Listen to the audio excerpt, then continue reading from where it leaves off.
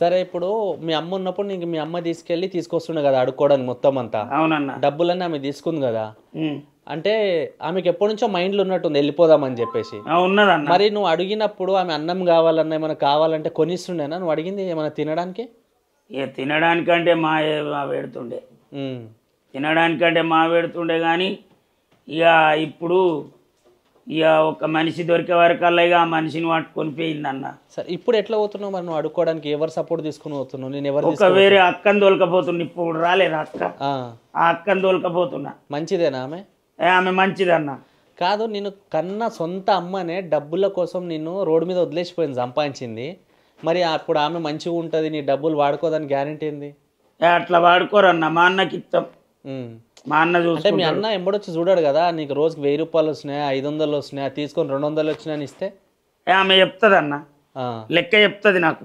ఆమె రోజంతా నీతోనే ఉంటుందా? నాతోటే ఉంటుంది అన్న.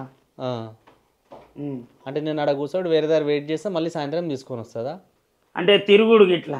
సరే, ఇవన్నీ పక్కన పెడితే నువ్వు మంచి సాంగ్స్ పాడినావు, మంచి ఫేమస్ కదా యూట్యూబ్లో. అవునన్నా. నువ్వు అడుకునేటప్పుడు ఎవరైనా నీ పాటలు చూసిన వాళ్ళు వచ్చి గుర్తుపడతారా నేను? పడతారు. తమ్మి గిట్లెందుకు అడుక్కుంటున్నావు, నువ్వు సింగరు కదా అని అడిగితే ఏం చేయాలన్నా ఛాన్స్ లేదు అని అంటే, నిన్ను ఇంటర్వ్యూ తీసిన వాళ్ళు ఏం చేసిర్రు, మరి వాళ్ళ నన్ను అడగవా, మరి ఏదన్నా సాయం చేయమనవా అని అంటే వాళ్ళు ఆఫర్లు ఉన్నప్పుడు చెప్తారని నేనే అంటున్నా. మరి ఇప్పుడు నాకేం పని ఉందన్న? అట్లా అంతేనా? ఇప్పుడు నువ్వు పాడే పాట కొంతమంది రాసిస్తేనే కదా నువ్వు పాడేది స్టూడియోలలో? అవునన్నా. అంటే నీ గొంతు బాగుంటుందని వాళ్ళు పాట రాసి నీతో వాడిపిస్తారు. ఇప్పుడు మొన్నటి వరకు నువ్వు పాడిన పాటలకి ఎంత ఇచ్చారు పైసలు నీకు? ఎంత అన్నా ఇక శ్రావణ్ డైమండ్ అన్న 10,000 ఇచ్చిండు. శ్రావణ్ డైమండ్ అన్న అప్పుడు. ఓకే. ఇక ఈ లావణ్య కొల్లదంటే కొద్దిగా చిన్నదే, వాళ్ళు బయట వాడితే వాళ్ళకు కూడా గంతేస్తాయట. సరే, నీ లైఫ్లో నీకు ఏం చేయాలని ఆశ ఉంది అన్న? ఏం చేయాలన్నా నాకు ఒక్కటే కోరిక, మీతోటి నేను మంచి సింగర్గా పాటలు పాడి నేను అందరి లెక్క డబ్బు మంచి పాట కళని చేసుకోవాలని, మీ సాయాన్ని పొందాలని నాకు ఉందన్న. కానీ మీరు ఏం చేసినా కానీ నాకు మేలే, కానీ మీరు పాపం అయితే చెయ్యరు అన్న.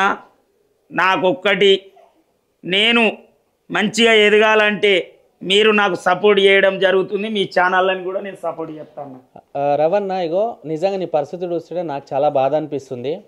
మేము చేయాల్సిందల్లా నీ బాధల్ని బయటికి తీసుకురావడమే, అది మా చేతిలో ఉంది, మేము చేస్తున్నాము.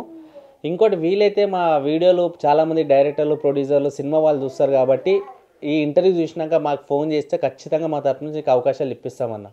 సరే అన్న, థ్యాంక్ యూ అన్న. ఇది మాత్రం పక్క. కానీ నాకు ఇంకొకటి అన్న, మీరు గవర్నమెంట్కు ప్లాటు అప్లై చేయాలని నేను మీ మనస్ఫూర్తిగా మీ ఛానల్ నుంచి కోరుకుంటున్నా. నాకుండేది ఒకటి కూడు గుడ్డ, నాకు ఒకటి ఇల్లు కావాలి. ఇప్పుడు నీకు ఉండడానికి ఏం లేదా అన్న? ఏం లేదన్న, అన్నోళ్ళు ఇంట్లోనే ఉంటున్నా.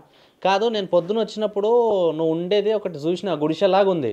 అవునన్న. అది పరిస్థితి ఎట్లుందంటే మనిషి లోపలికి పోలేడు, వర్షం వస్తే మొత్తము అదంతా రోడ్డు పక్కన ఉంది, అట్లా పాములు వచ్చేది తెలీదు, ఏం తెలీదు. మరి ఇక్కడ లోకల్ ఉన్న వాళ్ళు ఎవరు పట్టించుకోలేదా లీడర్లు? నీకు ఎవరు పట్టించుకోలేరన్న. పోనీ చెప్పినావు ఎప్పుడన్నా పోయి నీ పరిస్థితి ఇట్లుందని?